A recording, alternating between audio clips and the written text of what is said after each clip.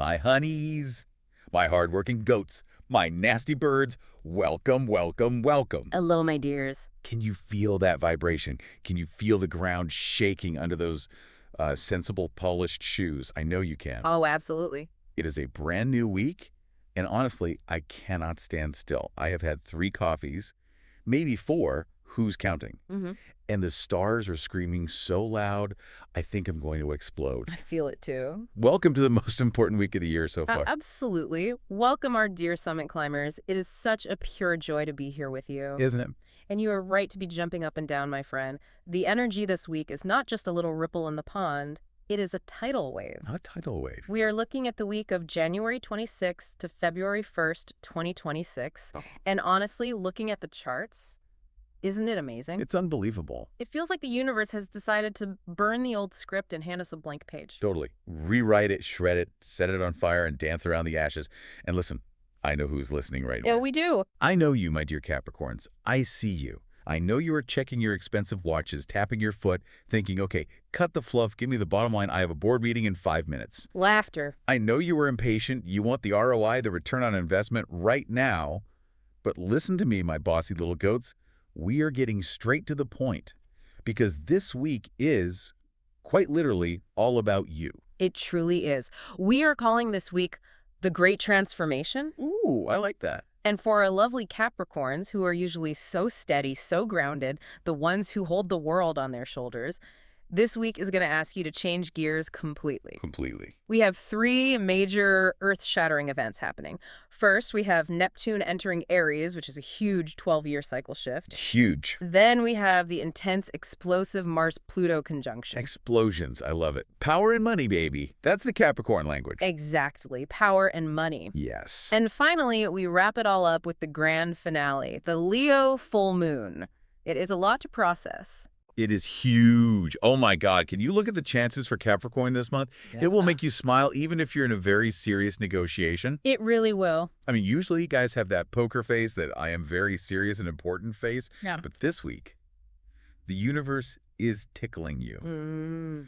You are going to be grinning like a Cheshire cat while looking at Excel spreadsheets. Absolutely. It is going to be impossible to hide that glow. Even for the most stoic Capricorn, the energy is just too potent, too visceral. You can't hide it. It is a week that forces a smile, forces a reaction. So, shall we get into the big headlines? Let's do it. Hold on to your horns, my dears. Neptune is moving. Yes, this is the headline of the decade, practically. On January 26th, Neptune enters Aries. Woo. Now, we need to pause here because this is technical but crucial for our listeners to understand. Neptune is a slow-moving giant. It spends about 14 years in a sign. 14 years. That's a whole era. That's longer than most celebrity marriages. Exactly. Since 2011, Neptune has been in Pisces. Now, Neptune rules Pisces, so it's been very comfortable. They're very dreamy, very spiritual, lots of fog, lots of compassion. Right. It's been at home. It's been at home, but now it is crossing the threshold into Aries. Aries is the first sign of the zodiac. It is fire. It is I am. It is war. So we are taking the planet of dreams and fog and throwing it into a bonfire. That sounds chaotic. It is dynamic. It's about fighting for your dreams. Yeah. But for our Capricorns, this isn't just happening out there in space. This is hitting them right where they live, literally. Okay, bring it home for us. For Capricorn, Aries rules the 4th house. The 4th house. Okay, for the listeners who haven't memorized the wheel, break that down. 4th house is pillows. Laughter, in Yeah. a way. The 4th house is the sector of home, family, roots, and ancestry. It is the very bottom of the chart, the foundation of your life. The foundation. It's your private world. It's where you came from, and it's the sanctuary you retreat to. So you're telling me the ambitious CEO goat is going to be dreaming about curtains? You're going to be dreaming of the perfect castle. I know usually Capricorn dreams of a corner office with a view of the city and a very intimidating desk made of mahogany. But now, No. you're dreaming of a cozy nest, a sanctuary, maybe even fluffy pillows. It is a softening of the heart, isn't it? It is beautiful. This transit, which lasts until 2038 or 2039, is a long cycle. Wow, that's a long time. A very long time. So Capricorns are starting a phase where they will idealize their home life. They might feel a sudden, overwhelming urge to settle down, to find their promised land, or to turn their current home into a spiritual retreat. A retreat. I love that. It's about finding peace at the base of the mountain. A peace at the base of the mountain. I like that. It's like kicking off the hiking boots and putting on the slippers. Exactly. But knowing Neptune, isn't there a little bit of a trap? Neptune is the master of illusion. There is always a watch out with Neptune. Like maybe dreaming too big. I will buy this private island and build a fortress to keep people away. That is the danger, yes. Neptune brings fog. It blurs the lines between reality and fantasy. So, while it is wonderful to dream of the perfect home or the perfect family dynamic, you have to be careful of foggy thinking regarding real estate. Okay. Don't just dream, check the foundation. If you are buying a house, check the plumbing. Don't just fall in love with the vibe. Exactly. A Capricorn dreaming. Usually they dream of optimized workflows, but now they're dreaming of a cozy nest. Just make sure the nest doesn't have termites, my honeys. Please. Don't let the fantasy bankrupt you. Use that famous Capricorn practicality. Wise words. And remember, this is also about idealizing the family. You might look at your parents or your past with rose-colored glasses. Oh, interesting. It's a healing energy, but it requires discernment. You might feel a deep spiritual connection to your ancestors during this cycle. It's very profound. So you might want to, do one of those ancestry DNA tests or something. You might. You might suddenly want to know where your great-great-grandmother came from. It's about connecting to your roots in a spiritual way.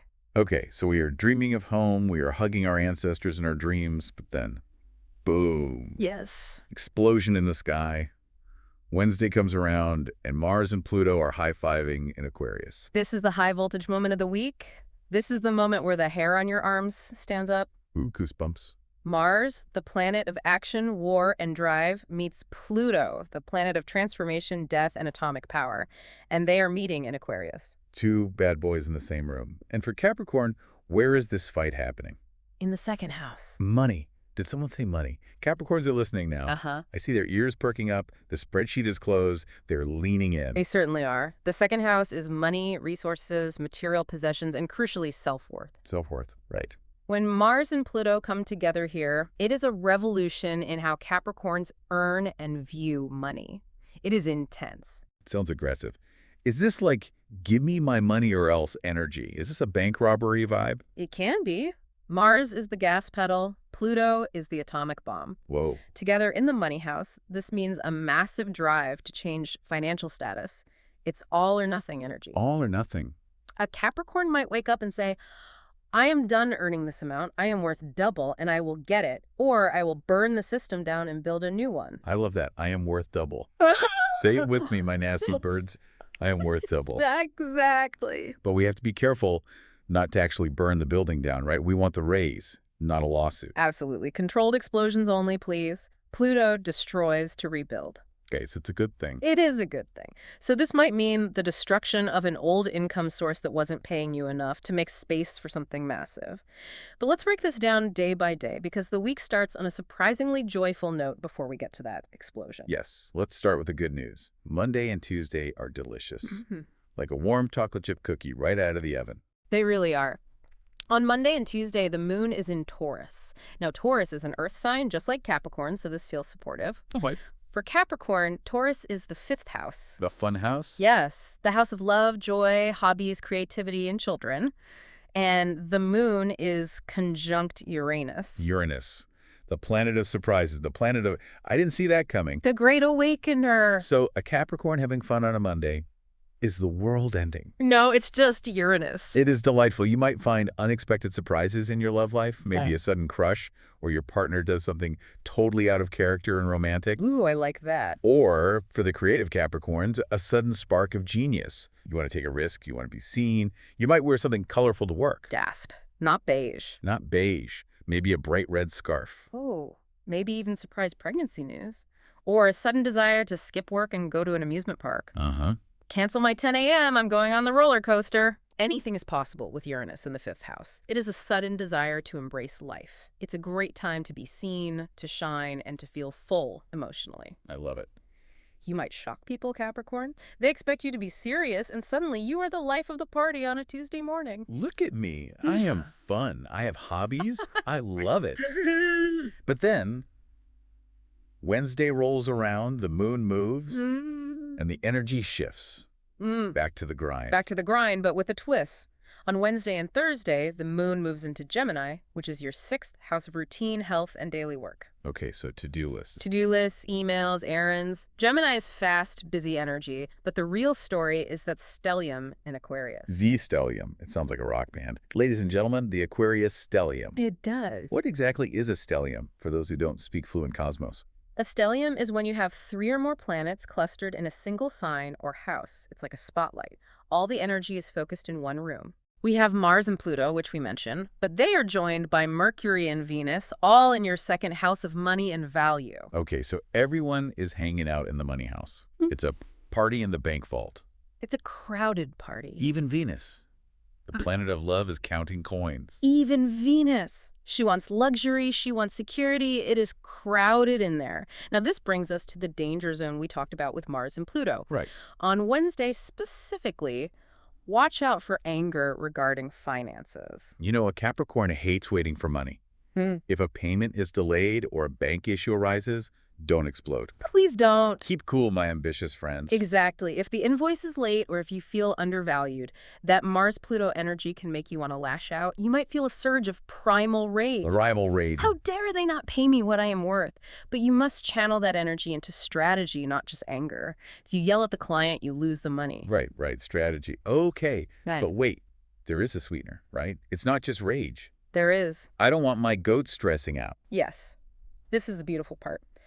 Right after that stress, on Thursday, Mercury, the planet of communication and intellect, kisses Venus, the planet of love and money. Oh, They meet in a conjunction. the kiss. Mwah. So after the yelling comes the kissing. Metaphorically, yes. This aspect suggests that a financial agreement is reached.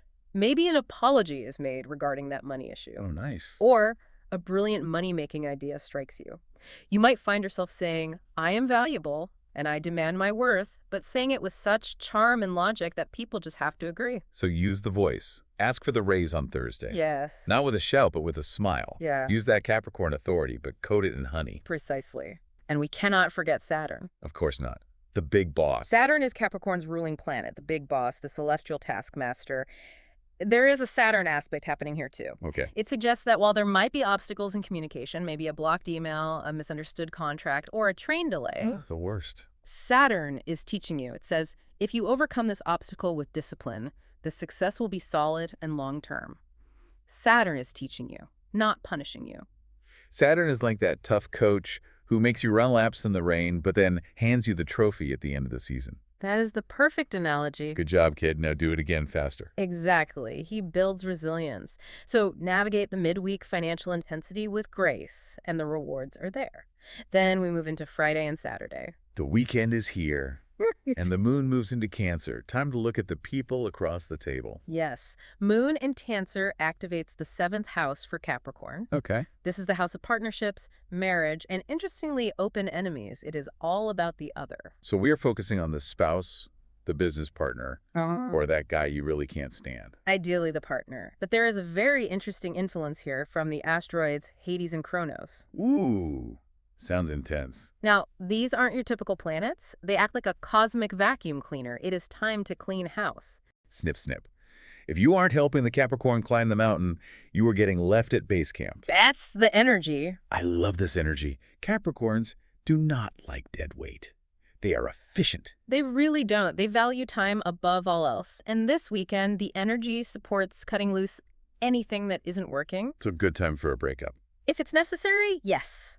If a contract is dead weight, if a partnership is draining you, you will have the clarity and the emotional resolve to end it. Good. But for the good relationships, this is a time to solidify bonds. Okay, so it goes both ways. It does. You might decide to merge resources or take the next serious step. We are a power couple now. Sign here. It's very romantic in a Capricorn way. It is. I have reviewed your performance metrics as a spouse, and I am renewing your contract for another season. Laughter. It is. It is about security and shared goals, and that leads us perfectly into the grand finale of the week. Sunday. The week ends with a RRR, a full moon in Leo. A magnificent Leo full moon. And for Capricorn, this happens in the 8th house. The 8th house. Ooh.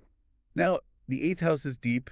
It is often called the Scorpio house. Right. It's shared resources, debts, loans, inheritances, and crisis management. It is the house of the Phoenix. The Phoenix, rising from the ashes. So we are burning down the old financial fears. Absolutely. A full moon brings things to a climax, to a completion. Okay. This full moon is shedding light on all those deep, dark financial corners. Okay.